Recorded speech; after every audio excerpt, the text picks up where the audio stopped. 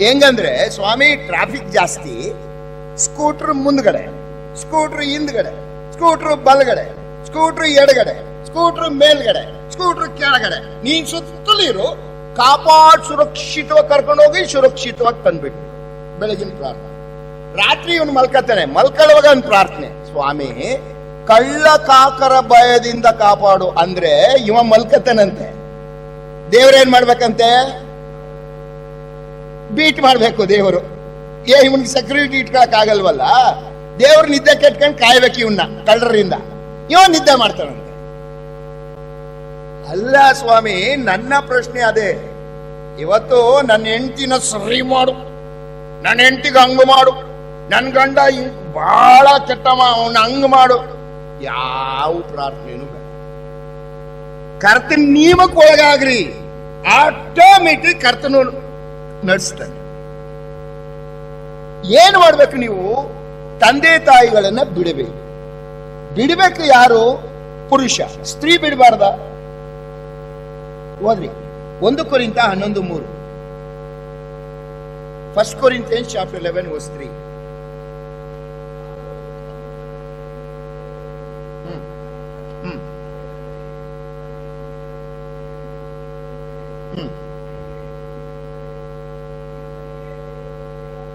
ಗಮನಿಸ್ರಿ, ದೇವರು ಕುಟುಂಬದಲ್ಲಿ ಒಂದು ಆರ್ಡರ್ ಇಟ್ಟಿದ್ದಾನೆ. ಸ್ತ್ರೀ ಯಾರಿಗೆ ತಲೆ?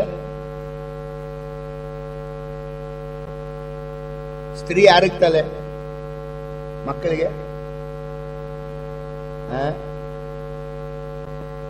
ಅಯ್ಯೋ ಸಿಸ್ಟರ್, ತಾಯಿ ಇಲ್ಲ ಅನ್ನ ತಲೆನ ಮಕ್ಕಳಿಗೆ. ಅಲ್ಲಿ ಏನಿದೆ? 1 ಕೊರಿಂಥ 11:3 ಏನಿದೆ ಅಂದ್ರೆ ಸ್ತ್ರೀಗೆ ತಲೆ ಇಲ್ಲ ಅಂತ. ಬೇಸರ ಮಾಡಬೇಡಿ, ಅದು ತಪ್ಪಾಗಿ ಹೇಳಿರೋದಲ್ಲ.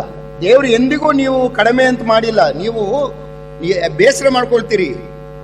ಈಗ ಈ ದಿವಸ ನಾವು ಏನ್ ಕಡಿಮೆ? ಯಾರು ಹೇಳಿದ್ದು ನೀವು ಕಡಿಮೆ ಅಂತ? ಹೇಳಿದವನು ಮೂರ್ಖ, ದೇವ್ರು ಹಾಗೆ ಹೇಳಿಲ್ಲ. ಹೋದ್ರಿ ಆದಿಕಾಂಡ ಪುಸ್ತಕ 2:18 ವಚನ, Genesis chapter 2 verse 18. ಏನ್ ಹೇಳ್ತಾನೆ ದೇವರು? Genesis chapter 2 verse 18.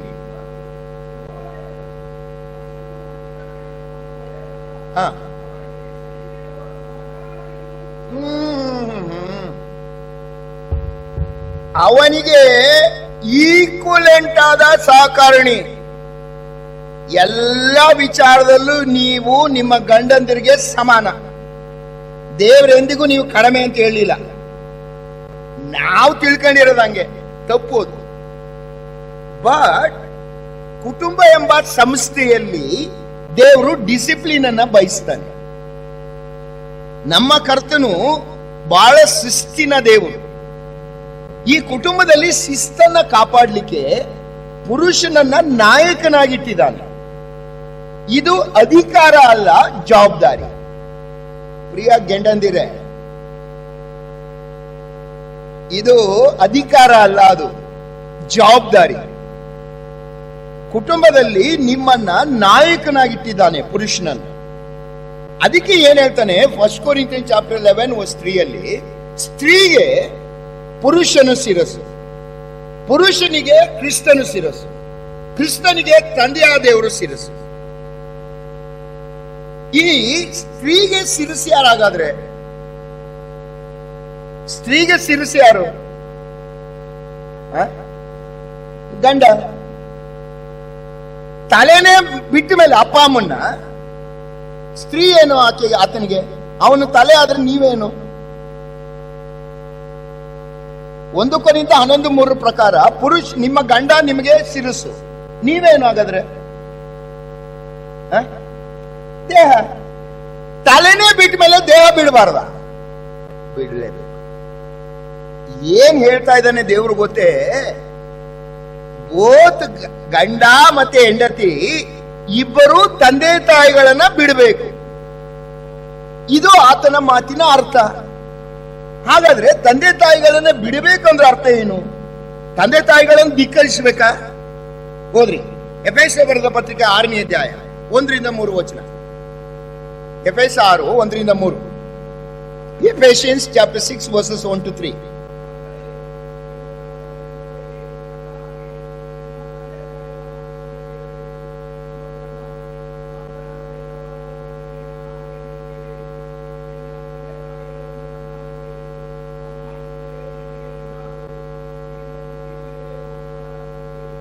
ಮಕ್ಕಳೇ, ಕರ್ತನಿಗೆ ಹೇಗೋ ಹಾಗೆ ನಿಮ್ಮ ತಂದೆ ತಾಯಿಯ ಮಾತನ್ನು ಕೇಳಬೇಕು, ಇದು ಧರ್ಮ. ಮಕ್ಕಳ ನೀತಿ ಏನಾದ್ರೂ ಲೋಕದಲ್ಲಿ ಇದ್ರೆ ಸೇವೆ ಅಲ್ಲ. ಸಭೆಯಲ್ಲಿ ಬಂದು ಸೇವೆ ಮಾಡಬೇಡಿ ನಾನು ಹೇಳೋದಿಲ್ಲ, ಬಟ್ ಅದಲ್ಲ. ನಿನ್ನ ನೀತಿ ಏನಾದ್ರೂ ಇದ್ರೆ ಲೋಕದಲ್ಲಿ ಮಕ್ಕಳೇ, ನಿಮ್ಮ ಅಪ್ಪ ಅಮ್ಮನ ಮಾತು ಕೇಳಬೇಕು, ಇದು ಧರ್ಮ. ಕೇಳಿಲ್ಲ ಅಂದ್ರೆ ವಾಕ್ಯದಲ್ಲಿ ಓದ್ತೀರಿ, ನೀವು ಓದ್ರಿ, ಒಂದು 2-3 ವಚನ ಓದ್ರಿ. ಯಾಜಕಾಂಡ ಪುಸ್ತಕ 20ನೇ ಅಧ್ಯಾಯ, Leviticus chapter 20 verse 9. Leviticus chapter 20 verse 9.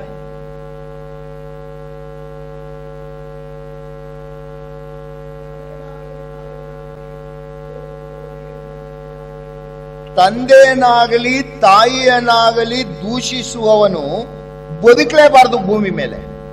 ಬದುಕಕ್ ಬಿಡಲ್ಲ ದೇವರು. ಹೋಗ್ಲಿ, Exodus chapter 20 verse 12. Exodus chapter 20 verse 12. ವಿಮೋಚನ ಕಾಂಡ 20:12.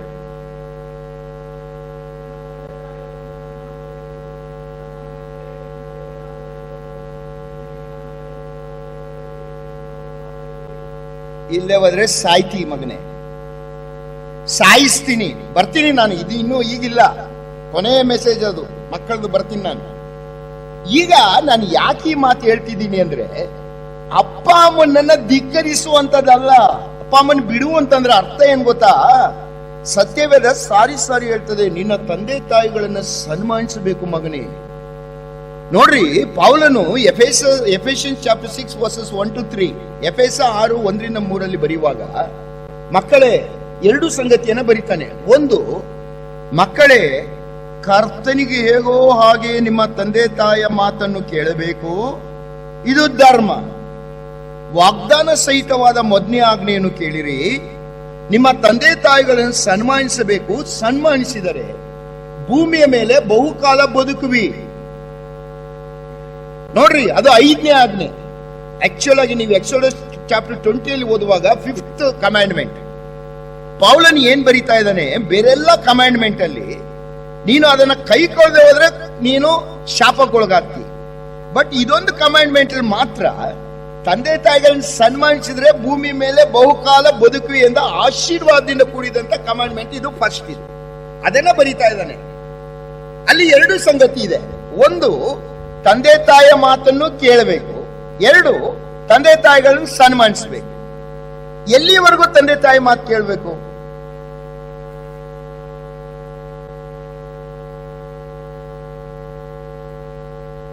ಎರಡು ಸಂಗತಿ ಹೇಳ್ತಾನೆ. ಮಗನೇ, ಕರ್ತನಿಗೆ ಹೇಗೋ ಹಾಗೆ ನಿನ್ನ ತಂದೆ ತಾಯಿಯ ಮಾತನ್ನು ಕೇಳಬೇಕು, ಇದು ಧರ್ಮ. 2, ನಿನ್ನ ತಂದೆ ತಾಯಿಗಳನ್ನು ಸನ್ಮಾನಿಸಬೇಕು. ನನ್ನ ಪ್ರಶ್ನೆ ಏನಂದ್ರೆ, ಅಪ್ಪ ಅಮ್ಮನ ಮಾತನ್ನ ಎಲ್ಲಿವರೆಗೂ ಕೇಳಬೇಕು, ಯಾವಾಗ ಅಪ್ಪ ಅಮ್ಮನ ಸನ್ಮಾನಿಸಬೇಕು?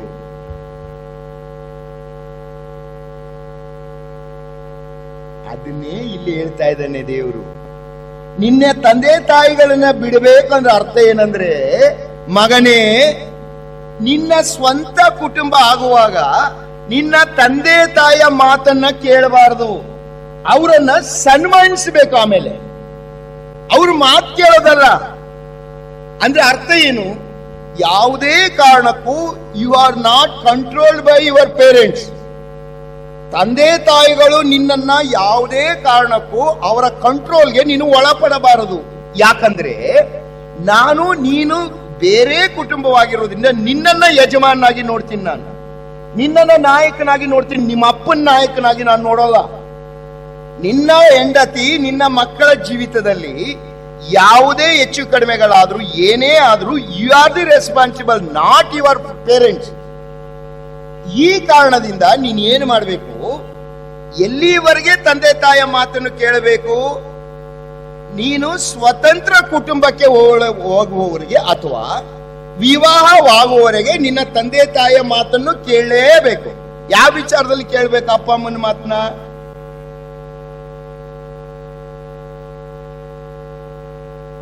Colossians chapter 3 verse 20. ಕೊಲೋಸದವರಿಗೆ 3ನೇ ಅಧ್ಯಾಯ 20ನೇ ವಚನ.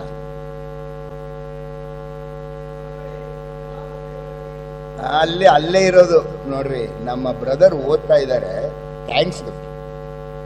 ಮಕ್ಕಳೇ, ಸತ್ಯವೇದ ಓದ ರೀತಿ ಹೆಂಗಂದ್ರೆ, ಮಕ್ಕಳೇ ಎಲ್ಲೋ ವಿಚಾರದಲ್ಲಿ ಕೊಡ್ಬೇಕು ಫೋರ್ಸ್. ಎಲ್ಲ ವಿಚಾರ ಅಂದ್ರೆ ಯಾವ ವಿಚಾರಗಳಲ್ಲಿ? ಇವನ್ ನಿನ್ನ ಮದ್ವೆನೂ.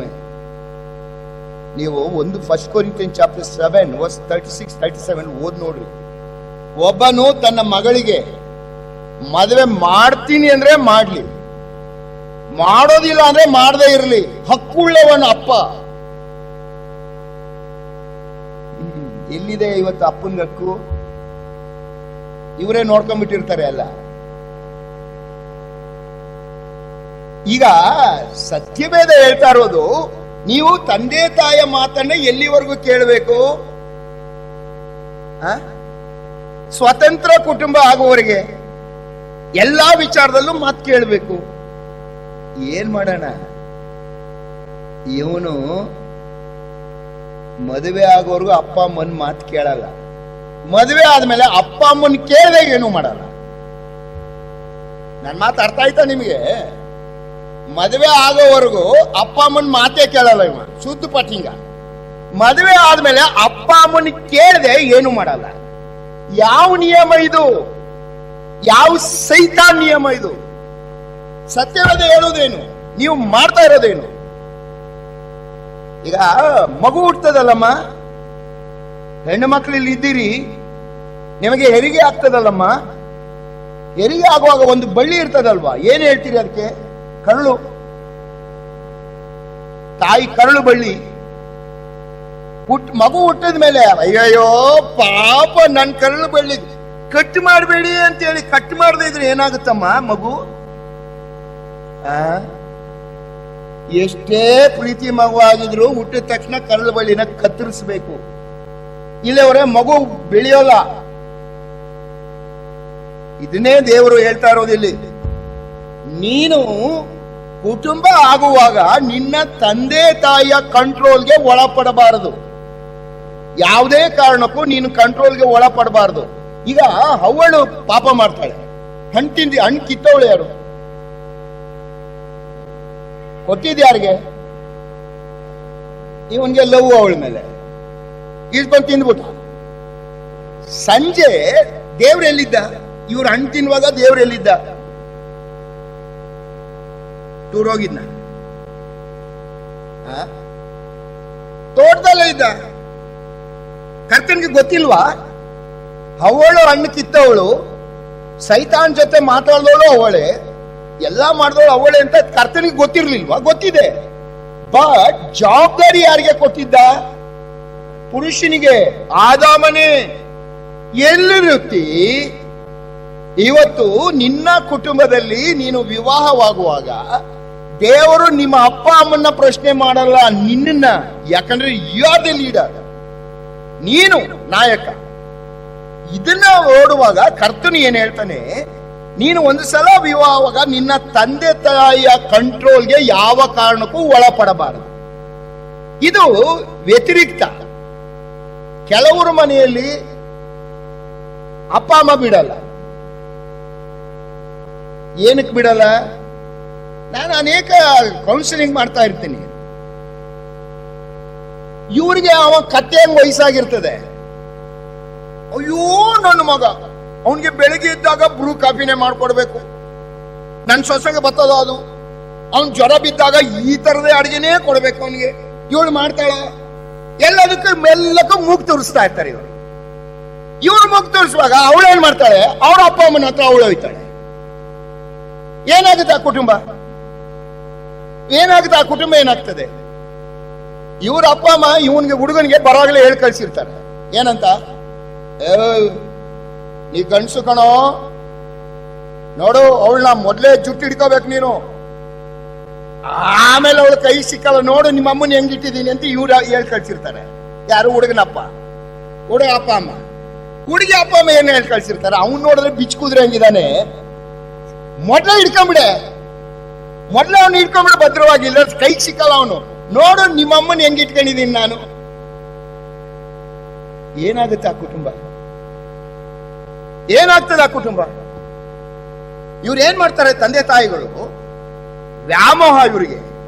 ನಾನ್ ಕೇಳೋದಿಷ್ಟೇ, ಸತ್ಯವೇದ ಏನ್ ಹೇಳ್ತದೆ, ನೀನು ನಿಜ ವಿಶ್ವಾಸಿ ತಂದೆ ಆಗಿದ್ರೆ, ನಿಜ ವಿಶ್ವಾಸಿ ತಾಯಿ ಆಗಿದ್ರೆ, ನೀನು ಕರ್ತನ ನಿಯಮಕ್ಕೆ ಒಳಪಟ್ಟವರಾಗಿ ಆ ಮಕ್ಕಳನ್ನ ಬಿಟ್ಟು ಕೊಡುವುದೇ ಹೆಚ್ಚು ಪ್ರೀತಿ. ನಿಜ ವಿಶ್ವಾಸಿಗಳು ನೀವು ತಂದೆ ತಾಯಿಗಳು, ಯಾಕೆ ನಿಮ್ಮ ಮಕ್ಕಳ ಕುಟುಂಬವನ್ನು ಹಾಳು ಮಾಡ್ತೀರಿ? ಪ್ರಿಯ ತಂದೆ ತಾಯಿಗಳೇ, ನಿಮ್ಮನ್ನು ಎಚ್ಚರಿಸುವುದು ನಾನು. ಸಾಧ್ಯ ಇಲ್ಲವೇ ಇದು? ನನ್ನ ತಂದೆ ಇದ್ರು, ನನ್ನ ತಂದೆಗೆ ಅವರು 86ನೇ ವರ್ಷದಲ್ಲಿ ಅವರು ಲೋಕಯಾತ್ರೆ ಮುಗಿಸಿದ್ರು 2014ರಲ್ಲಿ. ನನ್ನ ತಾಯಿ 88 ವರ್ಷ ಪ್ರಾಯದಲ್ಲಿ 2021ರಲ್ಲಿ ಅವರು ಲೋಕಯಾತ್ರೆ ಮುಗಿಸಿದ್ರು. ಮದುವೆ ಮಾಡೋಕೆ ಸಮಯ ಬಂದಾಗ ನಮ್ಮ ತಂದೆ ನಮ್ಮನ್ನೆಲ್ಲ ಕರೆಸಿ, ನಾವು 6 ಮಕ್ಕಳು, ನಮ್ಮ ತಂದೆಗೆ ಕರೆಸಿ ಅವರು ಒಂದು ಮಾತು ಹೇಳಿದ್ರು. ನನ್ನ ತಂದೆ, ಮಕ್ಕಳೇ, ನಾನೀಗ ನಿಮ್ಮ ಮದುವೆ ವಯಸ್ಸಿಗೆ ಬಂದಿದ್ದೀನಿ, ಮದುವೆ ಮಾಡ್ತೀನಿ, ಬಟ್ ಒಂದು ಕಂಡೀಷನ್.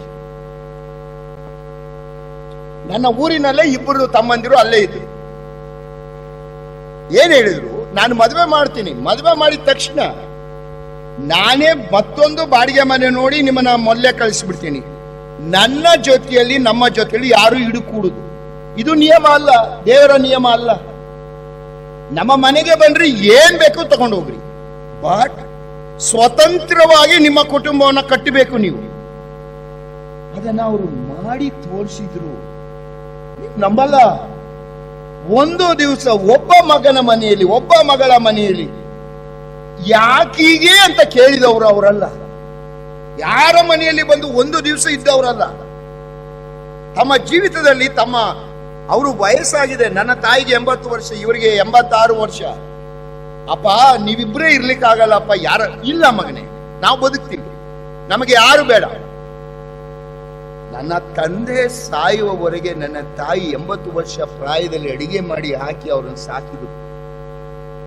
ನನ್ನ ದೇವ ಮಕ್ಕಳೇ, ಇವತ್ತು ನಾವು ವಿಶ್ವಾಸಿಗಳು, ನಾವು ದೇವರು ನಮಗೆ ನಿಯಮ ಇಟ್ಟಿದ್ದಾನೆ. ಆ ನಿಯಮ ಏನು?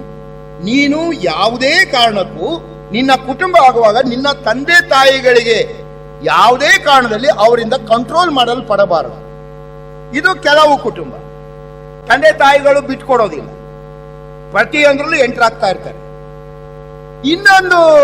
ಇನ್ನೊಂದು ಕಡೆ ನೋಡುವಾಗ ಕೆಲವು ಮಕ್ಕಳು ಅಪ್ಪ ಅಮ್ಮ ಬಿಟ್ರು ಇವರು ಹೋಗಿ ಸಿದ್ಧ ಇರಲ್ಲ. ಯಾಕೆ ಸಿದ್ಧ ಇರೋಲ್ಲ? ಇವನ್ಗೆ ಕಾಸ್ಬೇಕಲ್ಲ, ಎಕ್ಸ್ಟ್ರಾ ಖರ್ಚಿಗೆ ಇವ್ನಿಗೆ ಹಣ ಬೇಕು. ಇವ್ರೇನ್ ಮಾಡ್ತಾರೆ? ತಂದೆ ತಾಯಿಗಳು ಎಕ್ಸ್ಟ್ರಾ ಖರ್ಚು ಕೊಡೋ ಮೂಲಕವಾಗಿ ಇಂಡೈರೆಕ್ಟ್ ಆಗಿ ಇವನ್ನ ಕಂಟ್ರೋಲ್ ಮಾಡ್ತಾ ಇರ್ತಾರೆ. ಬಿಡ್ರಿ, ಅವ್ರನ್ನ ಬಿಡ್ರಿ, ತಪ್ಪು ನಿರ್ಧಾರ ಮಾಡ್ಲಿ ಬಿಡ್ರಿ. ನಿರ್ಧಾರ ಮಾಡಿ ಕಲಿಬೇಕು, ಅವರು ಕಲಿಬೇಕು. ಇದನ್ನ ಮಕ್ಕಳು ಅರ್ಥ ಮಾಡ್ಕೊಳ್ಬೇಕು, ತಂದೆ ತಾಯಿ ಅರ್ಥ ಮಾಡ್ಕೊಳ್ಬೇಕು. ಈಗ ಏನಾಗ್ತದೆ? ಹೊಸದಾಗಿ ಮದುವೆ ಆಗ್ತದೆ. ಮದುವೆ ಆದಾಗ ಇಬ್ರು ಕೂಡ ಒಂದೇ ರೀತಿಯಲ್ಲಿ ದೇವರು ಸೃಷ್ಟಿ ಮಾಡಿರಲ್ವಲ್ಲ, ಇಬ್ಬರನ್ನು ಒಂದೇ ತರ ಸೃಷ್ಟಿ ಮಾಡಿರೋಲ್ಲ. ನಮ್ಮ ಯೋಚನೆ ಬೇರೆ, ಆಕೆ ಯೋಚನೆ ಬೇರೆ ಇರ್ತದೆ. ಆಕೆ ಬಂದ ಪರಿಸರ ಬೇರೆ, ನಾವು ಬಂದ ಪರಿಸರ ಬೇರೆ. ಹೀಗಿರುವಾಗ ಸಮಸ್ಯೆಗಳು ಬರ್ತದೆ ಅಲ್ವಾ? ಸಮಸ್ಯೆಗಳು ಬಂದ ತಕ್ಷಣ ಇವ್ರೇನ್ ಮಾಡ್ತಾರೆ? ಅಪ್ಪ ಮಾತ್ರ ಓಡ್ತಾರೆ. ಏನು ಕೊಡ್ತಾರೆ ಅಪ್ಪ ಮಾತ್ರ? ಸಿಂಪತಿ. ಮೊದಲು ಇವನೇನಾದ್ರೂ ಮಾಡಿದ್ರೆ ಅಪ್ಪ ಅಯೋಗ್ಯ, ನಿಂದ ಯಾವತ್ತಿದ್ದಿದೆ ಎಲ್ಲ ಸುಮ್ಮನೆ ಅಂತಾರೆ.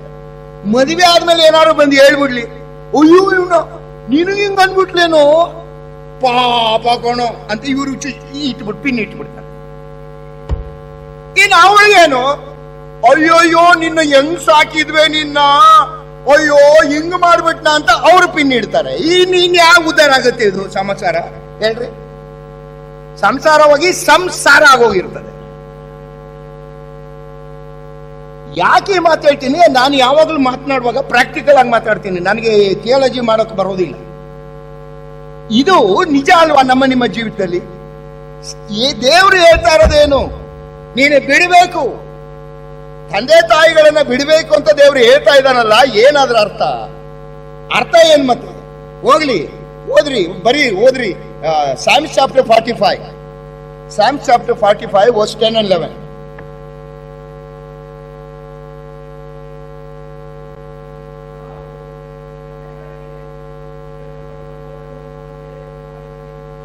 ಇಲ್ಲ ಬ್ರದರ್, ಸ್ಯಾಮ್ಸ್ ಕೀರ್ತನೆ 45, 10 ಮತ್ತು 11 ಅವರು ನನ್ನ ಟೆಸ್ಟ್ ಮಾಡ್ತಾ ಇದ್ದಾರೆ ಬ್ರದರ್.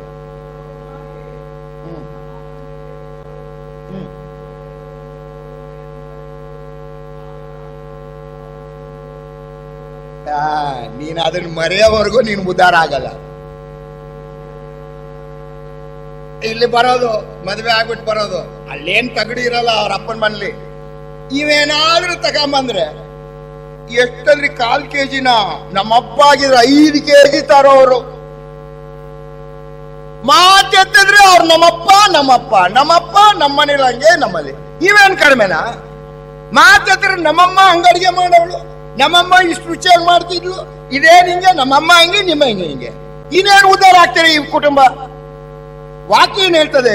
ಮರೆತು ಬಿಡು, ನೀನ್ ತವ್ರ ಮನೆ ಮರಿ, ಅಲ್ಲಿವರೆಗೂ ಉದ್ಧಾರ ಆಗಲ್ಲ ನೀನು. ಇದು ದೇವ್ರು ಹೇಳ್ತಾರೆ, ಮತ್ತೆ ನಾನಲ್ಲ.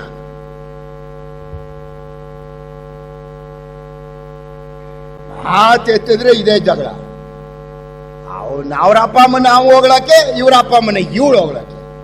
ಯಾಕಂದ್ರೆ ಇವರು ಕರ್ತನ ನಿಯಮಕ್ಕೆ ಒಳಗಾಗುವ ವ್ಯಕ್ತಿಗಳಲ್ಲ. ಇವರು ಕರ್ತನ ನಿಯಮಕ್ಕೆ ಒಳಗಾಗುವವರಲ್ಲ, ನಿಜ ವಿಶ್ವಾಸಿಗಳಲ್ಲ. ಯಾವಾಗ ನಾವು ನಿಜ ವಿಶ್ವಾಸಿಗಳಲ್ವೋ ನಮಗೆ ಏನ್ ಕಾಣಿಸ್ತದೆ? ಎಲ್ಲವೂ. ಒಂದ್ಸಲ ಒಬ್ಬರು ಡೆಮಾನ್ಸ್ಟ್ರೇಷನ್ ಮಾಡ್ತಿದ್ರಂತೆ. ಒಂದು ವೈಟ್ ಹಾಳೆಯಲ್ಲಿ ಒಂದು ಚುಕ್ಕಿ ಇಟ್ಬಿಟ್ಟು ಏನ್ ಕಾಣಿಸ್ತದೆ ಅಂದ್ರಂತೆ. ವೈಟ್ ಹಾಳೆಯಲ್ಲಿ ಒಂದು ಚುಕ್ಕಿ ಇಟ್ಬಿಟ್ಟು ಕಾಣಿಸ್ತದೆ, ಏನ್ ಕಾಣಿಸ್ತದೆ ಅಂತೀರಿ ನೀವು?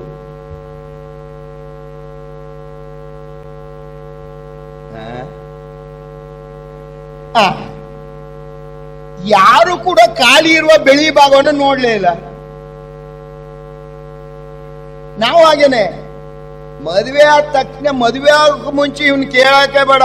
ಅಯ್ಯೋಯ್ಯೋ ಫೋನ್ ಹಿಡ್ಕೊಂಡ್ರೆ ಹಂಗೆ ಕಣೆ, ಹಿಂಗೆ ಕಣೆ, ಆ ಕಣೆ, ಈ ಕಣೆ.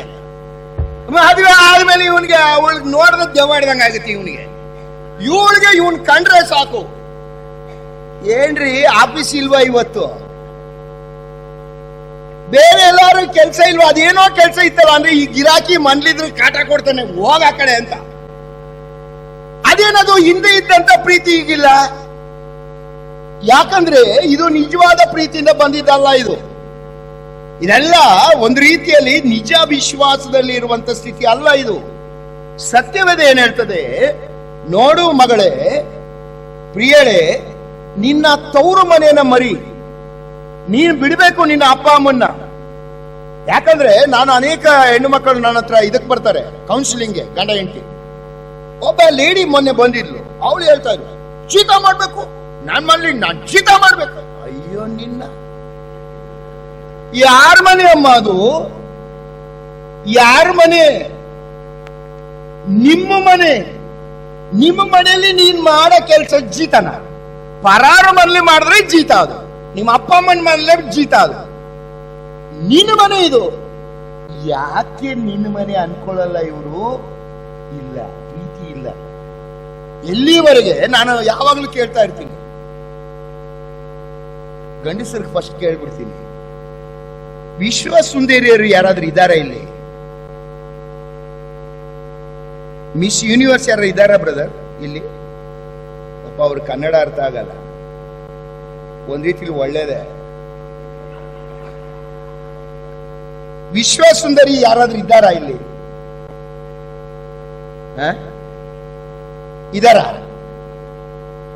ಇದಾರಾ ಇಲ್ವಾ? ಅದಕ್ಕೆ ವಾಕ್ಯ ಹೇಳೋದ್ ಬೇರೆ. ನಿನ್ನ ಹೆಂಡತಿನೇ ವಿಶ್ವ ಸುಂದರಿ, ಅವಳಿಗಿಂತಲೂ ಶ್ರೇಷ್ಠಳು ಈ ಲೋಕದಲ್ಲಿ ಯಾರು ಕಾಣಬಾರದು ನಿನ್ಗೆ. ಅದು ಸತ್ಯವೇದ ಹೇಳೋದು. ಈಕೆಗೆ ವಿಶ್ವ ಸುಂದರ ನನ್ನ ಗಂಡನಷ್ಟು ಯೋಗ್ಯ ಒಳ್ಳೆಯವನು ಯಾರು ಇಲ್ಲ ಅನ್ನೋ ಆ ಮನೋಭಾವ ನಿಮ್ಮಲ್ಲಿ ಬಂದ್ಬಿಟ್ರೆ ಎಲ್ಲಿ ಸಮಸ್ಯೆ ಬರ್ತದೆ? ಕುಟುಂಬದಲ್ಲಿ ಎಲ್ಲಿ ಬರ್ತದೆ? ಹೊಸದಾಗಿ ಮದುವೆ ಆದಾಗ ಹೆಣ್ಣು ಮಕ್ಕಳನ್ನ ಕೇಳಿ, ಅಮ್ಮ ನಿಮ್ ಗಂಡ ಎಲ್ಲಮ್ಮ ಅಣ್ಣ ಈಗ ಬರ್ತಾರಣ್ಣ, ಟೀ ಕುಡಿಯೋಣ, ಬಿಸ್ಕೆಟ್ ತಿನ್ನೋಣ ಅಂತ ಎಲ್ಲ ಕೊಡ್ತಾರೆ. 2 ವರ್ಷ ಬಿಟ್ಕೊಂಡು ಏನಾದ್ರು ಹೋಗ್ಬಿಟ್ಟು ಅಮ್ಮ ನಿಮ್ ಗಂಡ ಹೇಳಿ ಅಂತ, ನನಗೇನು ಗೊತ್ತು, ಹೇಳ್ಬಿಟ್ಟ ಹೋಗ್ತಾನೆ ಅವನು. ಹೋಯ್ತಿ ಅಲ್ಲ. ಯಾಕೆ ಹೇಳಿ? ಇವ್ರು ಒಟ್ಟಿಗೆ ಜೀವಿಸ್ತಾರೆ ಹೊರತು ಒಂದಾಗಿರೋದೇ ಇಲ್ಲ. ವಾಕ್ಯ ಹೇಳೋದು ಏನಂದ್ರೆ, ತಂದೆ ತಾಯಿಗಳನ್ನ ಬಿಡ್ರಿ ಅಂದ್ರೆ ಅರ್ಥ ಅವರ ಡೈರೆಕ್ಷನ್ಸ್ ಪ್ರಕಾರ ಜೀವಿಸಬೇಡ್ರಿ. ನೀನು ನಿರ್ಧಾರ ಮಾಡಬೇಕು. ನೀನು ಪುರುಷ, ನಿನಗೆ ಆ ಜವಾಬ್ದಾರಿ ಕೊಟ್ಟಿದ್ದೀನಿ. ನಿನ್ನ ಹೆಂಡತಿಯ ಸಲಹೆ ತಕೊಂಡು ನೀನು ನಿರ್ಧಾರ ಮಾಡಬೇಕು. ನಿನಗೆ ಬಿಟ್ಟ ವಿಚಾರ. ತಂದೆ ತಾಯಿಗಳನ್ನ ಸನ್ಮಾನಿಸ್ಬೇಕು. ನೀನು ಮಾತು ಕೇಳೋದಲ್ಲ, ಸನ್ಮಾನ ಮಾಡ್ಬೇಕು. ಅದು ಮುಂದೆ ನಾನು ತೋರಿಸ್ತೇನೆ ನಿಮ್ಗೆ ಸನ್ಮಾನ ಅಂದ್ರೆ ಏನು ಅಂತ. ಅದು ಅಲ್ಲಿ ಮಕ್ಕಳ ಬಗ್ಗೆ ಕಲಿಯುವಾಗ ನಾವು ಬರ್ತೇವೆ. ಈಗ ಒಂದು ಬಿಡಬೇಕು, ಸರಿ ಬಿಟ್ಟ. ಎರಡನೇದು ಏನ್ ಹೇಳ್ತಾನೆ ದೇವರ ವಾಕ್ಯದಲ್ಲಿ? ಸೇರ್ಬೇಕು. ಸೇರುವುದು ಅಂದ್ರೆ ಪದಕ್ಕೆ ಅರ್ಥ ಏನು? ಅಂಟ್ಕೊಳ್ರಿ ಅಂತ. 2 ವಚನ ಓದ್ರಿ. ಒಂದು ಪ್ರಸಂಗಿಗಳು ಬರೆದ ಪುಸ್ತಕ ಎಕ್ಲೆಸಿಯಾಸ್ ಚಾಪ್ಟರ್ 9 verse 9. ಪ್ರಸಂಗಿಗಳು 9:9.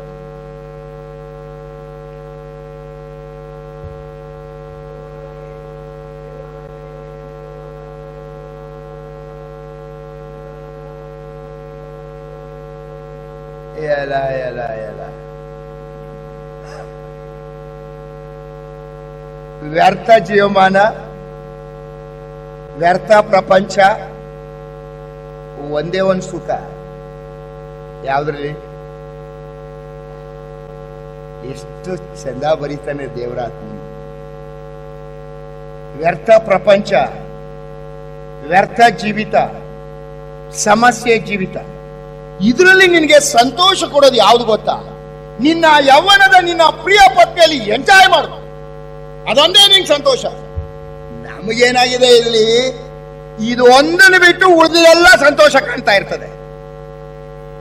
ಕಂಡ್ರೆ ಇವ ಮನೆಗೆ ಬಂದ್ರೆ ಒಳ್ಳೆ ಊರೆಲ್ಲ ಅಳತೆ ಹೊಡಿತಾನೆ, ಮನೆಗೆ ಬಂದ್ರೆ ಇವ ಒಂಥರ ಅಂತಿರ್ತಾನೆ, ಒಳ್ಳೆ ದೇವ ಹಿಡ್ಕೊಂಡಂಗೆ.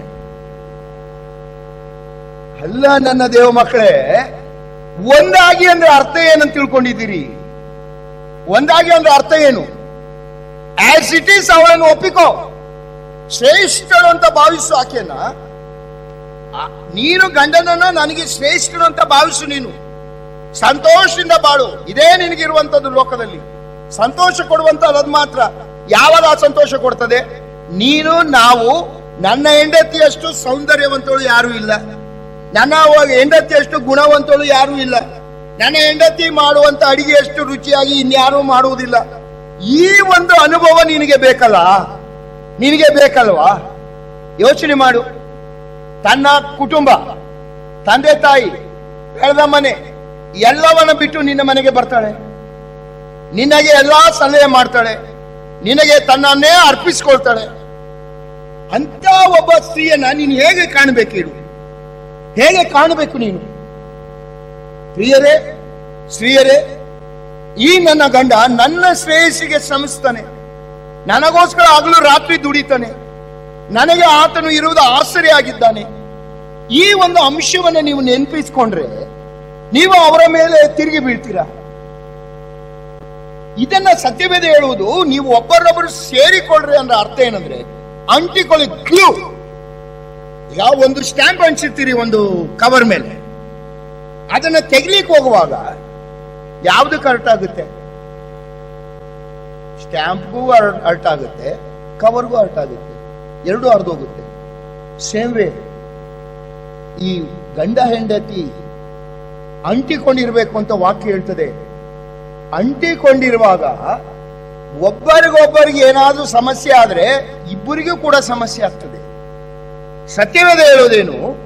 ನಿನಗೆ ಕೊಟ್ಟಿರುವ ಜೀವಮಾನದಲ್ಲಿ ಸಂತೋಷವನ್ನು ನೀನು ಕಾಣಬೇಕಾದ್ರೆ ನಿನಗೆ ಕೊಟ್ಟ ಗಂಡ, ನಿನಗೆ ಕೊಟ್ಟ ಹೆಂಡತಿಯಲ್ಲಿ ಸಂತೋಷದಿಂದ ಬಾಳು. ನಾನು ಯಾವಾಗಲೂ ಹೇಳ್ತಾ ಇರ್ತೀನಿ, ಅನೇಕ ಯವನ ಮಕ್ಕಳು ನನ್ನ ಹತ್ರ ಬಂದಾಗ, ಅಲ್ಲಪ್ಪ ನೀ ಯೇಸುಸ್ವಾಮಿ ನಂಬಿದವರ?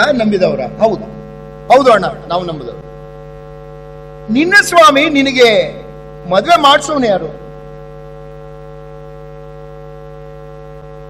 ಮದುವೆ ಮಾಡಿಸೋನು ಯಾರು? ಅದೇ ಗೊತ್ತಿಲ್ಲ ನಮ್ಗೆ. ಯಾಕಂದ್ರೆ ನಾವು ಬ್ರೋಕರ ಯಾವನ್ನ ಹಿಡ್ಕೊಂಬ ಮಾಡ್ಕೊ ಬಂದಿರ್ತೀವಿ. Psalm 68:6, ಕೀರ್ತನೆ 68:6.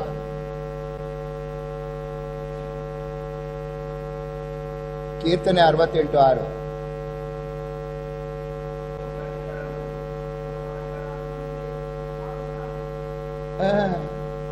ಯೇಸು ಸ್ವಾಮಿ ಹೇಳ್ತಾನೆ ಮ್ಯಾಥ್ಯೂ ಚಾಪ್ಟರ್ 19:6 ಅಲ್ಲಿ, ದೇವರು ಕೂಡಿಸಿದ್ದಲ್ಲ ಮನುಷ್ಯನು ಅಗಲಿಸಬಾರದು. ಕೂಡಿಸೋನು ಯಾರಾಗಾದ್ರೆ? ದೇವ್ರೆ. ಸಂಸಾರಿಕ ಒಬ್ಬಂಟಿಗಳನ್ನು ಸಂಸಾರಿಗೆ ಮಾಡುವನು ದೇವ್ರೆ. ನೀನು ಕರ್ತನ ಮಗನಾಗಿದ್ರೆ ನಿನಗ್ ಕೊಟ್ಟ ಹೆಂಡತಿಯನ್ನ ತಗಡನ್ನು ಕೊಡ್ತಾನ ದೇವರು. ದೇವರು ಕೊಟ್ಟಿದ್ದಾನೆ ಅಂತ ಹೇಳುವಾಗ ಆಕೆ ಅತ್ಯಂತ ಅಮೂಲ್ಯವಾದವನೇ ನಿನಗೆ ಕೊಟ್ಟಿರ್ತಾನೆ. ನಿನಗೆ ಗಂಡ ಕೊಡ್ಲಿ, ನೀ ಹೆಂಡತಿ ಕೊಟ್ಟಿರ್ಲಿ, ದೇವರ ಮಕ್ಕಳು ನೀವು ಆಗಿರುವುದರಿಂದ ದೇವರು ಅವರನ್ನ ಕೊಟ್ಟುವಾಗ ಅತ್ಯುನ್ನತವಾದನೇ ನಿಮ್ಗೆ ಕೊಟ್ಟಿರ್ತಾನೆ, ಸೇರಿಸಿರ್ತಾನೆ. ಇದನ್ನ ನೀನು ತಲೆಯಲ್ಲಿ ಇಟ್ಕೊಂಡ್ರೆ ಜಗಳ ಬರುತ್ತಾ ನಿಮ್ಮಲ್ಲಿ? ಬರ್ತದ? ಅದನ್ನೇ ಹೇಳ್ತಾ ಇದ್ದಾನೆ. ಸೇರ್ಬೇಕಂದ್ರೆ ಅರ್ಥ ಏನ್ ಗೊತ್ತಾ? ಒಪ್ಪಿಕೊಳ್ರಿ. ಓದ್ರಿ ರೋಮನ್ಸ್ ಚಾಪ್ಟರ್ 15:7. ರೋಮ 15:7. Romans chapter 15:7.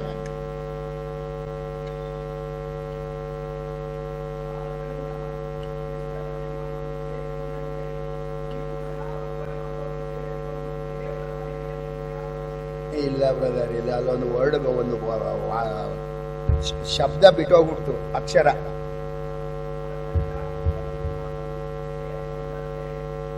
ಸೇರಿಸಿ, ಸಿ ಬಿಟ್ಟೋಯ್ತು, ಅದಕ್ಕೆ ಹೇಳಿದ್ ನಾನು. ಸೇರಿಸಿಕೊಳ್ಳಿರಿ, ಸೇರಿಸಿಕೊಂಡು ಮುಂದೆ ಏನಿದೆ? ಪ್ರಕಾಶಪಡಿಸಿರಿ. ನೋಡ್ರಿ, ಈಕೆ ಬಂದಂತ ಸ್ಥಿತಿ ಬೇರೆ, ನೀನು ಬಂದ ಸ್ಥಿತಿ ಬೇರೆ.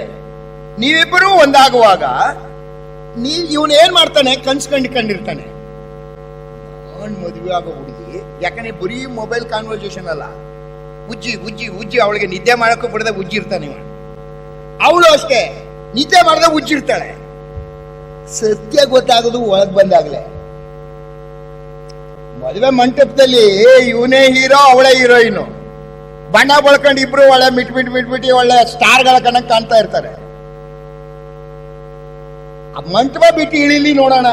ಇವನೊಂದು ಜ್ಯೂಸ್ ಕೇಳಿ ಯಾರನ್ನಾದ್ರು, ಬೇಕರಿ ಹೋಗಿ ಎತ್ಕೊಳ್ಳೋದು ಅಂತಾರೆ.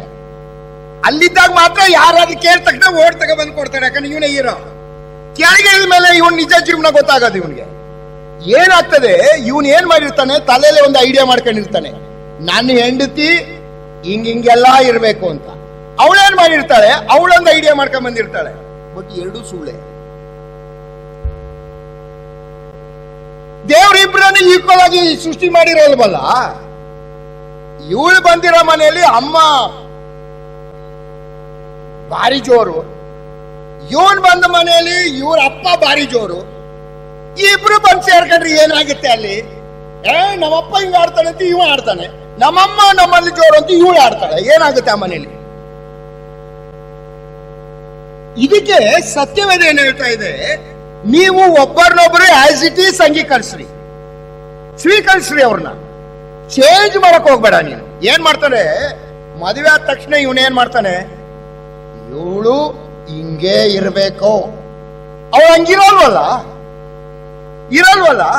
ಅವಳೇನ್ ಮಾಡ್ತಾಳೆ? ಇವನು ಹಿಂಗೇ ಇರ್ಬೇಕು ಅಂತ ಅವಳು ಬಂದಿರ್ತಾಳೆ, ಇವನು ಇರಲ್ವಲ್ಲ. ಇಲ್ಲಿ ಹೇಳುವಾಗ ಏನಾಗುತ್ತೆ? ಕಚಾಡಕ್ ಶುರು ಮಾಡ್ತಾಳೆ. ವಾಕ್ಯ ಏನ್ ಹೇಳ್ತದೆ ನೋಡ್ರಿ? ಒಂದು ಹಸು ಸಾಕಿದ್ನಂತೆ.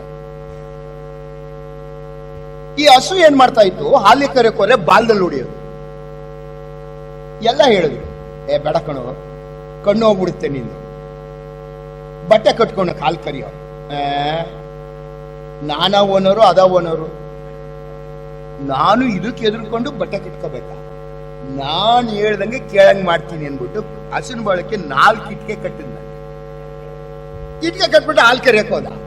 ಇಷ್ಟ ದಿನ ಬರೀ ಬಾಲಲ್ಲಿ ಹೊಡಿತಿತ್ತು, 4 ಇಟ್ಕೆ ಸೇರಿಸಿ ಬಿಡಿತು ನೋಡಿ, ತಲೆ ಹೊಡೆದೈತು. ಇವನ್ ಮದ್ವೆ ಆದ ತಕ್ಷಣ ಇವನ್ ಶುರು ಮಾಡ್ತಾನೆ. ಯಾಕಂದ್ರೆ ಅವ್ರ ಅಪ್ಪ ಹೇಳಿ ಕಳ್ಸಿರ್ತಾನೆ, ಗಂಡ್ಸು ಕಣೋ ಕಂಟ್ರೋಲ್ ಇಟ್ಕೋಬೇಕು ಅವಳನ್ನ.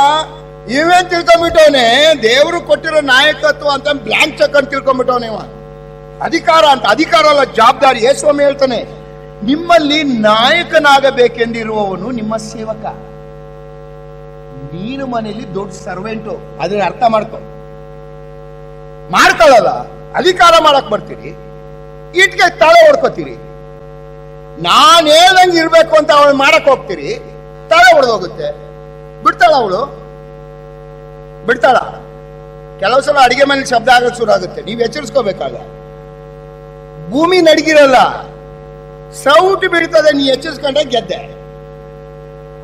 ಸೌಟು ಬಿದ್ದಾಗ ನೀ ಎಚ್ಚರಿಸ್ಕೊಂಡವ್ರೆ ಕುಕ್ಕರೇ ಬೀಳುತ್ತೆ ಡಾಬ್ ಅಂತ. ಅದಕ್ಕೂ ನೀನು ಬಗ್ಲಿಲ್ಲ ಅಂದ್ರೆ ಹಿಟ್ಟಿನ ದೊಣ್ಣೆನೋ ಅಂತ ರೂಲ್ ಇದೆಯಲ್ಲ, ಚಪಾತಿ ಮಾಡೋದು, ನಿನ್ ತಲೆ ಮೇಲೆ ಬೀಳುತ್ತೆ. ಯಾಕಂದ್ರೆ ಪ್ರಪಂಚ ಹಂಗಿದೆ. ಸತ್ಯವೇದ ಏನ್ ಹೇಳ್ತಾ ಇದೆ?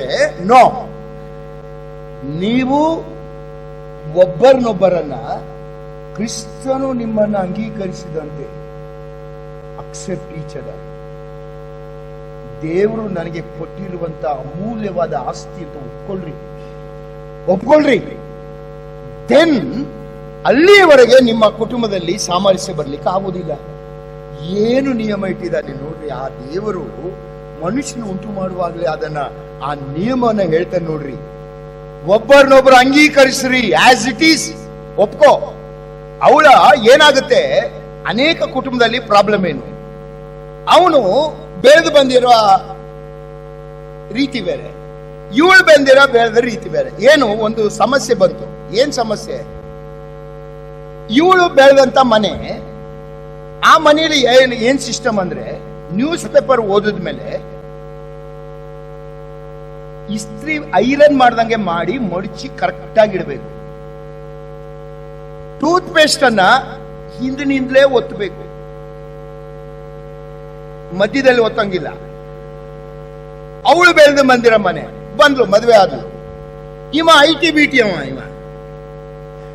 ಇವ 28 ಅಂತ ಕಾಲ ಲ್ಯಾಪ್ಟಾಪ್ ಕೂತು ತಲೆ ಚಿಟ್ಟಾಗಿರುತ್ತೆ ಇವನಿಗೆ. ಬೆಳಗ್ಗೆ ಡ್ಯೂಟಿಗೆ ಹೋಗ್ಬೇಕು. ಇವೇನ್ ಮಾಡೋದು? ಅದೇನದು ಇಂಗ್ಲೇ ಒತ್ತಬೇಕಾ? ಎಲ್ಲಿಂದ್ರೆ ಒತ್ತರೇನು? ಟೂತ್ ಪೇಸ್ಟ್ ಬಂದ್ರೆ ಸರಿ, ಒತ್ತದು ನುಜ್ಜದು ಹೋಗುತ್ತೆ. ಇವಳು ಒಂದಿನ ಹೇಳ್ದ ರೇ ಇಂದಿನಿಂದ ಓದ್ರಿ ಅಂತ. ಇವಳೇನು ನನಗೆ ಹೇಳೋದು? ತಂದಿರೋವನೇ ನಾನು. ಏನ್ ಮಾಡ್ದ? ಹಂಗೆ ಮಾಡ್ತಿದ್ದ. 4 ದಿವಸ ಆಯ್ತು. 4ನೇ ದಿವಸ ದೊಡ್ಡ ಜಗಳ. ಏನಕ್ಕೆ?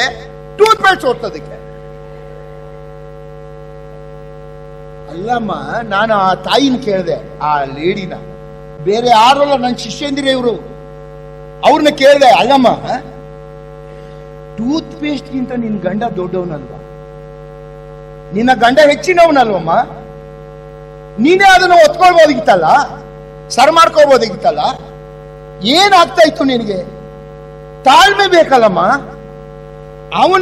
ಅವನ ನೇಚರ್ ಅದು, ಅವನ nature. You have to accept him. Accept ಮಾಡ್ಬೇಕು ಅದನ್ನ. ಒಬ್ಬ ಆಬ್ಜೆಕ್ಟ್ ಮೈನ್ ಪ್ರೊಫೆಸರ್ ಇದ್ದಂತೆ. ಆಬ್ಜೆಕ್ಟ್ ಮೈನ್ ಅಂದ್ರೆ ನಿಮಗೆ ಗೊತ್ತಲ್ಲ, ಹೆಂಡತಿ ಇದ್ದಾಳೆ ಅಂತ ಮರೆತು ಬಿಡ್ತಿದ್ದ. ಒಮ್ಮೆ ಹೆಂಡತಿಗೆ ಫೋನ್ ಮಾಡ್ತಾನೆ, ಲೇ ಇವತ್ತು ನಿನ್ನ ಹೊರಗಡೆ ಕರ್ಕೊಂಡು ಹೋಗ್ತೀನಿ ಕಣೆ, ಅಡಿಗೆ ಮಾಡಬೇಡ, ಹೋಟೆಲಿಂದ ಊಟ ತರ್ತೀನಿ ಅಂತ ಹೇಳ್ದ. ಇವಳಿಗೆ ಎಲ್ಲೆಲ್ಲೂ ಖುಷಿ. ನನ್ನ ಗಂಡ ನನ್ನನ್ನ ಇದ್ದಾಳೆ ಅಂತ ನೆನ್ಸ್ಕೊಂಡ್ಬಿಟ್ಟ ಅಂತೇಳಿ ಮಾಪ್ ತಕೊಂಡು ಏನ್ ವೆಟ್ರಿಫೈಡ್ ಟೈಲ್ ಉಜ್ಜಿ ಎಲ್ಲ ಒರೆಸ್ಬಿಟ್ಟು ಫ್ಲವರ್ ವಾಸ್ ಎಲ್ಲ ಇಟ್ಬಿಟ್ಟು ಕಾಯ್ತಾ ಇದ್ಲು ಗಂಡ ಬರಕ್ಕೆ. ಇವ ಬಂದ ಗಿರಾಕಿ ಬರುವಾಗಲೇ ನವಾಬು ಕಬಾಬು ಅದೇನೇನು ಇದೆಯಲ್ಲಪ್ಪ, ಅದೇ ನಂಗೆ ಹೇಳಕ್ ಬರಲ್ಲ ಹೆಸರುಗಳು. ಯಾಕಂದ್ರೆ ಬೆಂಗಳೂರಲ್ಲಿ ಆ ದೊಣ್ಣೆ ಬಿರಿಯಾನಿ ಅದೆಂತೆಂಥದ್ದು ಬಿರಿಯಾನಿಗಳವೆ, ಹೆಸರಕ್ಕೆ ಬಿರಿಯಾನಿ ತಿನ್ನಕ್ಕೆ ಆಸೆ ಆಗ್ಬಿಟ್ಟೆ. ಅಂತೆಂಥ ಬಿರಿಯಾನಿಗಳವೆ ಎಲ್ಲ ಕಟ್ಟಿಸ್ಕೊಂಡ ಬಂದ. ಇವನು ಅವಳಿಗೆ ಗೊತ್ತಿದೆ ಹೆಂಡತಿಗೆ, ಇವನು ಮರ್ತು ಬಿಡ್ತಾನೆ ಎಲ್ಲ ಅಂತ ಕಟ್ಸ್ಕೊಂಡ್ ಬಂದ. ಕಾರಲ್ಲಿ ಬಂದ, ಕಾರ್ ನಿಲ್ಲಿಸಿದ. ಹೊರಗಡೆ ಏನಾಗಿದೆ, ಸೈಕ್ಲೋನಿಂದ ಮಳೆ ಬೀಳ್ತಾ ಇದೆ ಸಣ್ಣದಾಗಿ. ಕಾರ್ ಇಳಿದ, ಶೂ ಕಾಲಲ್ಲಿ ಕೆಸರು ಕಾಲಕ್ಕೆ ಕೆಸರಾಯ್ತು. ಮೊದಲೇ ಮರ್ತು ಬಿಡೋ ನೀವು. ಊಟ ಹಿಡ್ಕೊಂಡು ಹೆಂಡತಿ ನೋಡ್ತೀನಿ ಅನ್ನೋ ಖುಷಿಗೆ, ಹೆಂಡತಿಗೆ ಖುಷಿ ಕೊಡ್ತೀನಿ ಅನ್ನೋ ಖುಷಿಲಿ ಏನ್ ಮಾಡ್ದ, ಅದೇ ಶಿವಕಾಲದಲ್ಲಿ ಮನೆ ಒಳಗೆ ನುಗ್ಗು. ಇವಳು ಬೆಳಗ್ಗೆಯಿಂದ ಉಜ್ಜಿ ಉಜ್ಜಿ ಉಜ್ಜಿ ಎಲ್ಲ ಇಟ್ಟಿದ್ಲಲ್ಲ, ಇವಳಿಗೆ ಪಿತ್ತ ನೆತ್ತಿಗೆ ಹೋಗ್ಬಿಡು. ಬುದ್ಧಿ ಬೇಡ ನಿನ್ಗೆ, ಬೆಳಗ್ಗೆಯಿಂದ ಎಷ್ಟು ಕಷ್ಟಪಟ್ಟು ಉಜ್ಜಿದೀನಿ, ಬಂದ್ಬಿಟ್ಟ ಇಲ್ಲಿ ದೊಡ್ಡ ಮನುಷ್ಯ ಅಂತಂದು. ಅವೇನ್ ಮಾಡ್ದ, ಎಂದೋ ಪ್ರೀತಿಯಿಂದ ಬಂದವನು ತಂದು ಊಟನ ಬಿಸಾಡ್ದ, ಹೆಂಗ್ ಬಂದ ಹಂಗೆ ಹಿಂಗೆ ಹೊಟ್ಟ. ಅಲ್ಲ ತಾಯಿ, ನೆಲಕ್ಕಿಂತಲೂ ನಿನ್ ಗಂಡ ದೊಡ್ಡವನಲ್ವಾ, ಶ್ರೇಷ್ಠ ಅಲ್ವಾ ನಿನ್ ಗಂಡ? ನೆಲನ ಮತ್ತೊಮ್ಮೆ ಒರೆಸ್ಕೊಳ್ಬೋದಿತ್ತಲ್ವಾ? ನೀನು ಒಂದು ಕ್ಷಣ ತಾಳ್ಮೆ ಮಾಡಿದ್ರೆ ಆ ದಿನ ಸಿಕ್ಕುವಂತ ಸಂತೋಷಕ್ಕೆ ಎಡೆ ಇರ್ತಿರ್ಲಿಲ್ಲಮ್ಮ. ಸತ್ಯದ ಏನ್ ಹೇಳ್ತಾ ಇದೆ, ಒಪ್ಪಿಕೊಡ್ರಿ ಒಬ್ಬರನ್ನೊಬ್ರು, ಅಂಗೀಕರಿಸ್ರಿ as it is, don't try to change. ಸೇರು ಅಂದ್ರೆ ಅರ್ಥ ಏನ್ ಮತ್ತೆ? ಸೇರು ಅಂದ್ರೆ ಅರ್ಥ ಏನು? ಈ ದಿವಸ ನಮ್ಮ ಕುಟುಂಬಗಳು ಒಡೆದು ಹೋಗ್ಲಿಕ್ಕೆ ಕಾರಣ ಏನಂದ್ರೆ, ನಾವು ನಮ್ಮ ತಂದೆ ತಾಯಿನ ಬಿಡೋದು ಇಲ್ಲ, ಸೇರೋದು ಇಲ್ಲ. ಎಷ್ಟು ಜನ ಇವತ್ತು ಇಲ್ಲಿ ಕೂತಿರುವ ತಂದೆ ತಾಯಿಗಳೇ, ಗಂಡ ಹೆಂಡತಿರೇ, ಎಷ್ಟು ಜನ ನೀವು ಒಬ್ಬರನ್ನೊಬ್ಬರು ಸೇರಿದ್ದೀರಿ, ಒಟ್ಟಿಗೆ ಇರ್ತೀವಿ ನಾನಾ ಕಾರಣಕ್ಕೆ.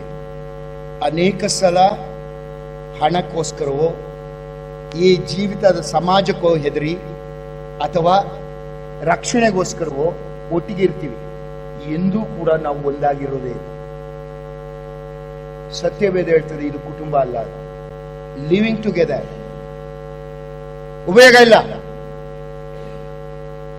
ದೇವರು ಮಾಡಿದ ನಿಯಮ ಏನು? ನೀವು ಒಬ್ಬರನ್ನೊಬ್ಬರು ತಂದೆ ತಾಯಿಗಳ ಕಂಟ್ರೋಲ್ ಅಲ್ಲಿ ಇರಬಾರದು. ಯಾವುದೇ ನಿರ್ಣಯ ಮಾಡಬೇಕಾದ್ರೂ ಸ್ವಂತ ನಿರ್ಣಯ ಆಗಿರಬೇಕು. ಯಾಕಂದ್ರೆ ನಿನ್ನ ಕುಟುಂಬಕ್ಕೆ ನೀನೇ ಹೊಣೆ, ನೀನು ಯಜಮಾನ, ನೀನು ಶಿರಸ್ಸು. ನಾನು ನೋಡುವಾಗ ನಿನ್ನ ತಂದೆ ತಾಯಿಗಳನ್ನು ನೋಡುವುದಿಲ್ಲ, ಎಲ್ಲದಕ್ಕೂ ನಾನು ನಿನ್ನನ್ನೇ ಜವಾಬ್ದಾರಿ ಮಾಡುವುದರಿಂದ ನೀವು ಅವರ ಕಂಟ್ರೋಲ್ ಅಲ್ಲಿ ಇರಬಾರದು. ಅಂದ ಮಾತ್ರಕ್ಕೆ ಅವರನ್ನು ಧಿಕ್ಕರಿಸಬೇಕು ಅಂತಲ್ಲ, ಅವ್ರನ್ನ ಸನ್ಮಾನಿಸಬೇಕು, ಮಾತು ಕೇಳುವುದಲ್ಲ. ಎರಡನೇದಾಗಿ ನೀವು ಸೇರಬೇಕು ಅನ್ನುವಾಗ ನೀವು ಯಾವ ರೀತಿಯಲ್ಲಿ, ಅವನು ಬರೀತಾನೆ ರೋಮನ್ಸ್ ಚಾಪ್ಟರ್ 15:7 ಅಲ್ಲಿ, ಯಾವ ರೀತಿಯಲ್ಲಿ ಇದ್ದಾನೋ ಆ ರೀತಿಯಲ್ಲಿ ಒಬ್ಬರನ್ನೊಬ್ಬರು ಅಂಗೀಕರಿಸ್ರಿ. ಸ್ವಾಮಿ ನಮ್ಮನ್ನು ಅಂಗೀಕರಿಸ್ನಲ್ವಾ? ನಾವು ಹೇಗಿದ್ದು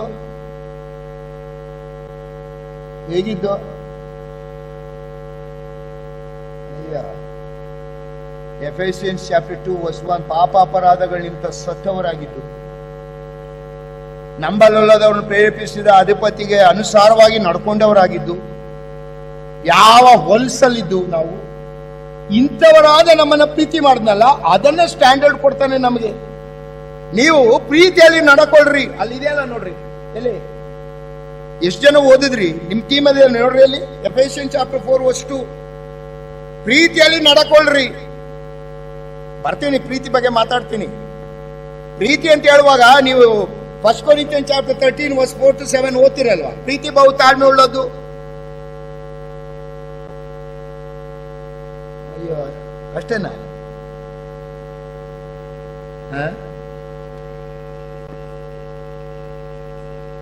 ಕೊನೆಗೆ ಬಂದ್ಬಿಟ್ರು ಸಿಸ್ಟರು, ಹೋಗ್ಲಿ ಓದ್ಬಿಡ್ರಿ, ಯಾಕೆ ಸುಮ್ಮನೆ. 1 Corinthians ಚಾಪ್ಟರ್ 13:4-7.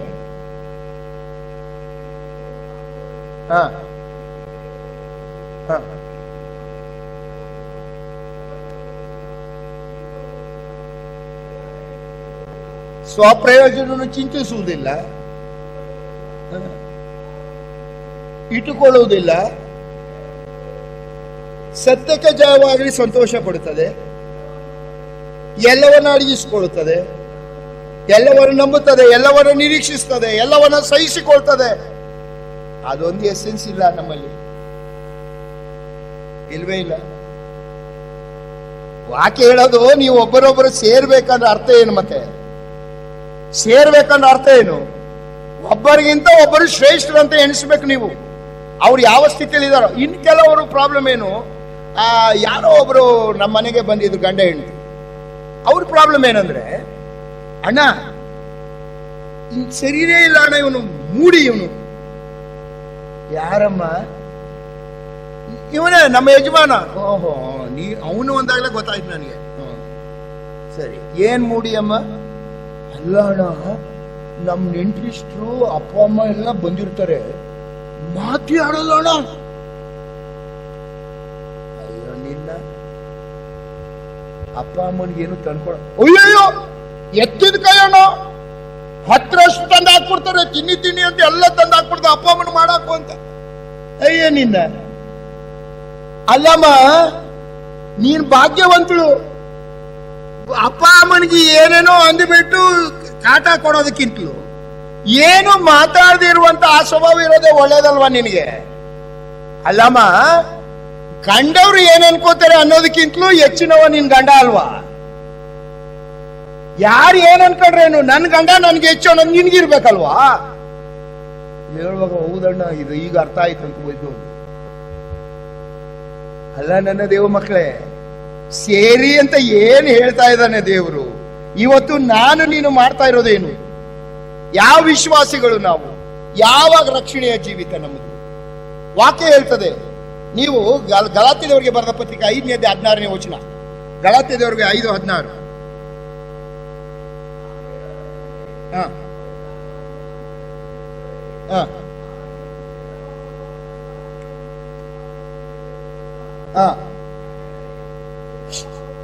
ಪವಿತ್ರಾತ್ಮನ ಅನುಸರಿಸಿ ನಡ್ಕೊಳ್ಳಿರಿ.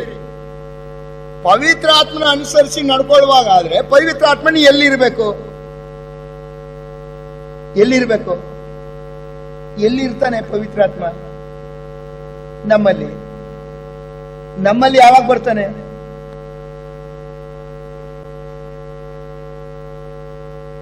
ಪವಿತ್ರಾತ್ಮ ಸುಲಭವಾಗಿ ಬಂದ್ಬಿಡ್ತಾನೆ.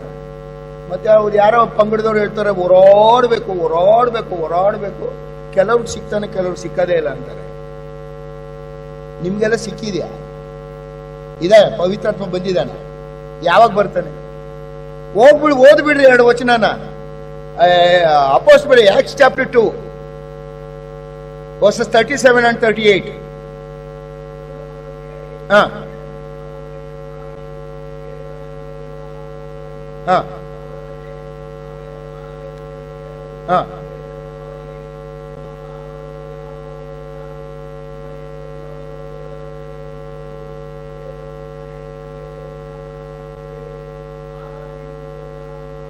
ಪವಿತ್ರಾತ್ಮನ ದಾನ ಆಗ್ಬೇಕಾದ್ರೆ ಏನು ಮಾಡ್ಬೇಕಾಗಿಲ್ಲ, ರಕ್ಷಣೆ ಹೊಂದಿದ್ರು ಸಾಕು. ಯೇಸುಸ್ವಾಮಿ ನಂಬುದು ಸಾಕು. ನೀವು ಓದ್ರಿ ಅಪೊಸ್ತಲರ 10ನೇ ಅಧ್ಯಾಯ 44, 45, 46ನೇ ವಚನ. Acts chapter 10 verse 45, 46 and 47.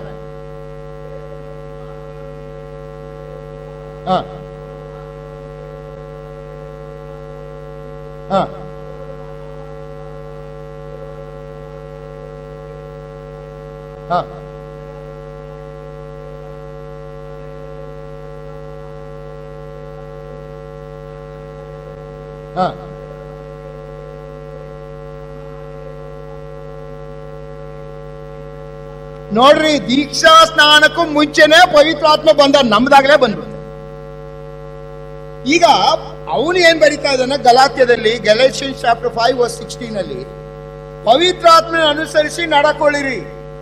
ನಡ್ಕೊಳ್ಳುವಾಗ ನಮ್ಮ ಕುಟುಂಬ ಜೀವಿತ ಸರಿ ಇರ್ತದೆ. ಪವಿತ್ರಾತ್ಮ ನಿನ್ನಲ್ಲಿ ಇರ್ಬೇಕಾದ್ರೆ ನೀ ಏನ್ ಮಾಡ್ಬೇಕು? ಯೇಸು ಕ್ರಿಸ್ತನನ್ನ ನಂಬಿರ್ಬೇಕು. ನಂಬಿದ್ದೀರಾ? ನಂಬಿದ್ದೀರಾ?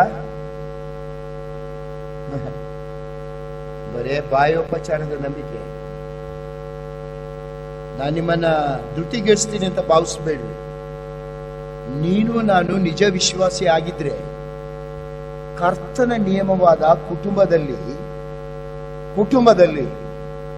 ನನ್ನ ತಂದೆ ತಾಯಿಗಳನ್ನ ಬಿಡುವುದಾಗಲಿ, ನಾನು ನನ್ನ ಹೆಂಡತಿ ಗಂಡನ ಜೊತೆ ಸೇರಿಕೊಳ್ಳುವುದಾಗಲಿ, ಯಾವ ಶಕ್ತಿ ನಿನ್ನನ್ನು ತಪ್ಪಿಸ್ಲಿಕ್ಕೆ ಸಾಧ್ಯತೆ ಇದೆ? ಯೇಸುಸ್ವಾಮಿ ಒಂದು ಮಾತು ಹೇಳಿ ಹೋದಲ್ಲ, ಮ್ಯಾಥ್ಯೂ ಚಾಪ್ಟರ್ 28 verse 19 and 20 ಅಲ್ಲಿ, ಈಗೋ ಯುಗದ ಸಮಾಪ್ತಿಯವರೆಗೂ ಭಾನುವಾರ 2 ಗಂಟೆ ನಿಮ್ ಜೊತೆಲಿ ಇರ್ತೀನಿ ಅಂತ ಹೇಳಿ ಹೋಗಿದ್ದಾನ.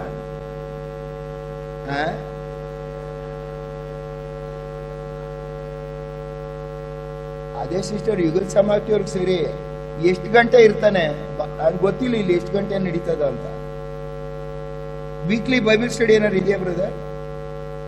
ಅದೇ ಭಾನುವಾರ 1-2 ಗಂಟೆ.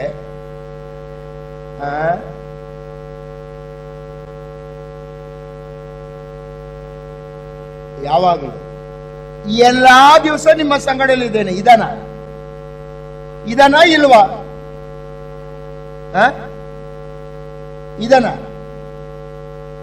ನಾನ್ ನಂಬಲ್ಲ.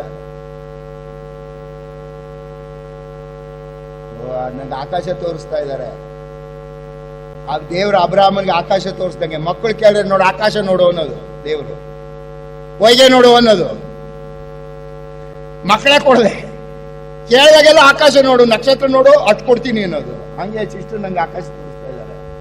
ಇಲ್ಲ, ನನ್ನ ಪ್ರಶ್ನೆ ನಿಮ್ಮಲ್ಲಿ ಇದ್ದಾನ? ಕ್ರಿಸ್ತ ನಂಬಿಕೆಯಲ್ಲಿ ಇದ್ದೀರೋ ಇಲ್ಲವೋ ನಿಮ್ಮನ್ನು ನೀವೇ ಪರೀಕ್ಷಿಸಿಕೊಳ್ಳ್ರಿ. ಏನು ಕ್ರಿಸ್ತ ನಿಮ್ಮಲ್ಲಿ ಇದ್ದಾನೆ ಎಂಬುದು ನಿಮಗೆ ಗೊತ್ತಿಲ್ಲವೋ? ಕ್ರಿಸ್ತ ನಿಮ್ಮಲ್ಲಿ ಇಲ್ಲದೆ ಹೋದ್ರೆ ನೀವು ಅಯೋಗ್ಯರ ಸರಿ ಅಂತ ಬರೀತಾನೆ 2 ಕೊರಿಂಥ 13:5. 2 Corinthians chapter 13:5. ಇದಾನ ಇದ್ರೆ ನಿಮ್ ಕುಟುಂಬ ಜೀವನ ಹೇಗಿರ್ಬೇಕಮ್ಮ? ಕುಟುಂಬ ಜೀವ ಹೇಗಿರ್ಬೇಕು ಪುರುಷನೇ? ಓದ್ರಿ 2 Chronicles chapter 15:2. 2 Chronicles chapter 15:2. ಕರ್ತನ ಇದಾನ ನಮ್ಮ ಜೊತೆಯಲ್ಲಿ. ಓದ್ರಿ 2 Chronicles chapter 15:2. 2 ಪೂರ್ವಕಾಲ ವೃತ್ತಾಂತ 15ನೇ ಅಧ್ಯಾಯ 2ನೇ ವಚನ.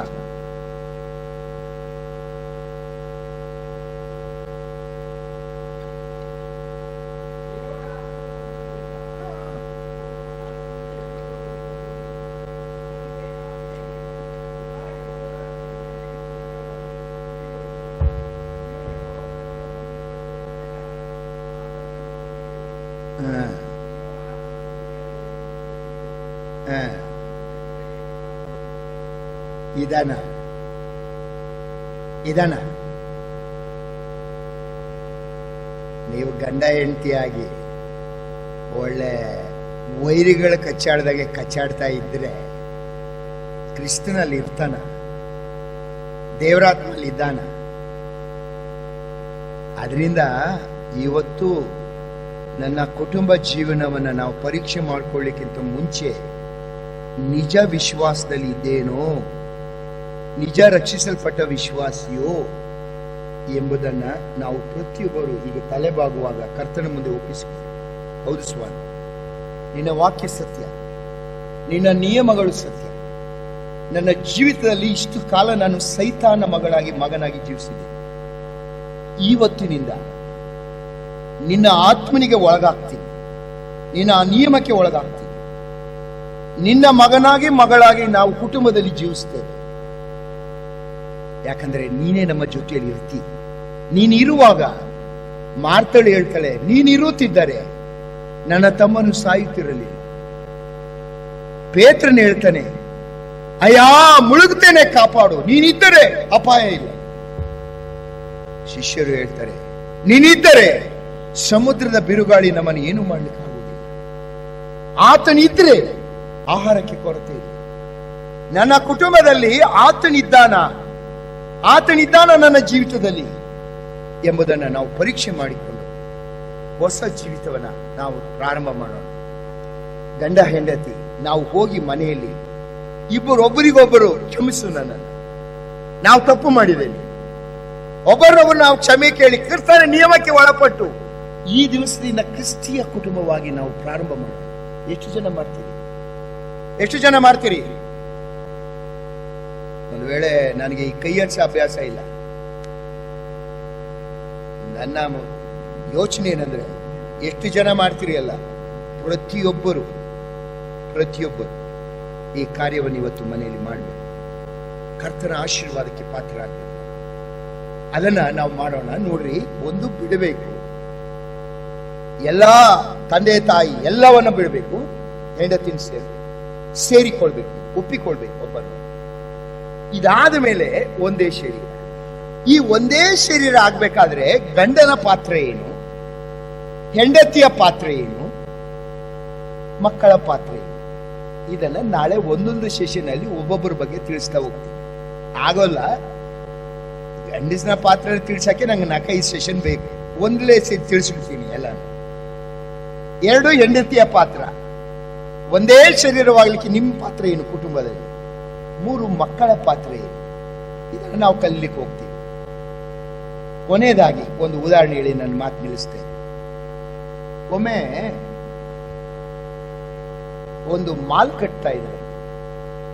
ಇಲ್ಲಿ ಇದೆಯಾ ಇಲ್ಲೋ ಗೊತ್ತಿಲ್ಲ, ಮಾಲ್ ಇದೆಯಾ? ಯಾವ ಮಾಲು? ಎಂತದು? ಎಷ್ಟೋ ಒಂದು ಮಾಲ್ ಅಂತಿದೆ ಅಲ್ವೇ? ದೊಡ್ಡ ಮಾಲ್ ಕಟ್ತಾ ಇದ್ರು. ಇವನೊಂದು ಗೂಡು ಅಂಗಡಿ ಇತ್ತು, ಚಿಕ್ಕದು ಪೆಟ್ಟಿಗೆ ಅಂಗಡಿ ಅಂತ ಇದ್ವು ನಾವು ಹಿಂದೆ. ಈಗಿಲ್ಲ ಬಿಡಿ, ಕಾಣಿಸಲ್ಲ ಅವೆಲ್ಲ. ಗೂಡು ಅಂಗಡಿ ಅಂತಿದೆ ಮಂಗಳೂರಲ್ಲಿ, ಗೂಡು ಅಂಗಡಿ ಅಂತ. ಅವನು ಮಾಲ್ ಕಟ್ಟೋರು ಹೇಳಿದ್ರು, ನೋಡಪ್ಪ, ಈ ಆಸ್ತಿ ಪೂರ್ತಿ ಕೊಂಡ್ಕೊಂಡಿದ್ದೀವಿ, ನಿಂದೊಂದು ಅಂಗಡಿ ನಮಗೆ ಅಡ್ಡಿಯಾಗಿದೆ, ಮಾರ್ಬಿಡಿ ಇದನ್ನ ನಮ್ಗೆ. ಅವನಂದ, ಇಲ್ಲ ಸ್ವಾಮಿ, ನಾನು ಮಾರಲ್ಲ ಯಾರಿಗೂ, ನಮ್ಮ ಅಜ್ಜ ಕೊಟ್ಟಿದ್ದು, ನಾನು ಅದರಲ್ಲೇ ವ್ಯಾಪಾರ ಮಾಡ್ಕೊಂಡು ಇರ್ತೀನಿ, ನಾನು ಯಾರಿಗೂ ಕೊಡಲ್ಲ ಅನ್ನ. ಇವ್ರೇನ್ ಮಾಡಿದ್ರು, ನೀನು ಹಣೆ ಬರ ಅಂತೇಳಿ ಮಾಲ್ ಕಟ್ಟಿದ್ರು. ಮಾಲ್ ಕಟ್ಟಿ ಮಾಲನ್ನು ಓಪನ್ ಮಾಡುವ ದಿವಸ ಮಾಲ್ ಮೇಲೆ ಒಂದು ದೊಡ್ಡ ಬೋರ್ಡ್ ಹಾಕಿದ್ರು, ಗ್ರೇಟ್ ಓಪನಿಂಗ್, ಮಹತ್ತರವಾದ ಓಪನಿಂಗ್ ಡೇ ಅಂತ ಹಾಕಿದ್ರು. ಇವನು ಬಹಳ ಯೋಚನೆ ಮಾಡ್ಬಿಟ್ಟು ಇವನೊಂದು ಬೋರ್ಡ್ ಹಾಕದ. ಇವನ್ ಸಣ್ಣ ಅಂಗಡಿಗೆ ಮೇನ್ ಎಂಟ್ರೆನ್ಸ್. ಬಂದವರೆಲ್ಲ ಎಲ್ಲೋದ್ರು?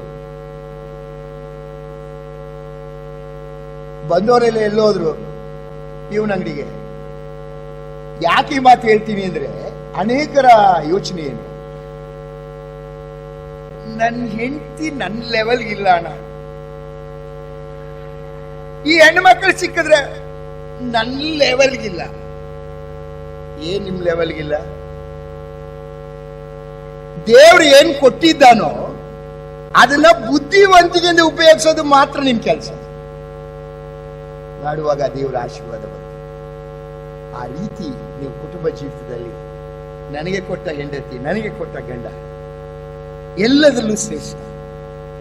ನಾವು ಕರ್ತನು ನಮಗೆ ಹೇಳಿದ್ದಾನೆ, ನಾವು ಪ್ರತ್ಯೇಕಗೊಳ್ಬೇಕು, ಎಲ್ಲ ಅಡಚಣೆಗಳು ಎಲ್ಲವನ್ನ ಬಿಡಬೇಕು. ಈತನೇ ನನಗೆ ಶ್ರೇಷ್ಠ, ಈಕೆ ನನಗೆ ಶ್ರೇಷ್ಠ. ನಾವು ಒಂದಾಗ್ಬೇಕು. ಒಂದಾದ ಮೇಲೆ ತಾನೇ ನೀವು ಒಂದೇ ಶರೀರವಾಗಲಿಕ್ಕೆ ಸಾಧ್ಯ. ಆ ಒಂದೇ ಶರೀರ ಆಗುವಾಗ ಏನೇನ್ ಮಾಡ್ಬೇಕೆಂಬುದನ್ನ ನಾಳೆ ನಾವು ಪುರುಷನ ಪಾತ್ರ ಏನು, ಸ್ತ್ರೀ ಪಾತ್ರ ಏನು, ಮಕ್ಕಳ ಪಾತ್ರ ಏನು ಕಲಿಕೆ. ದೇವರು ತಾನೇ ಯೋಚನೆಯನ್ನು ಆಶೀರ್ವದಿಸಲಿ. ಶ್ರಮಿಸ್ರಿ. ಕಾಲ್ಗಟ್ಟೆ ಜಾಸ್ತಿ ತಗೊಂಡಿದೆ.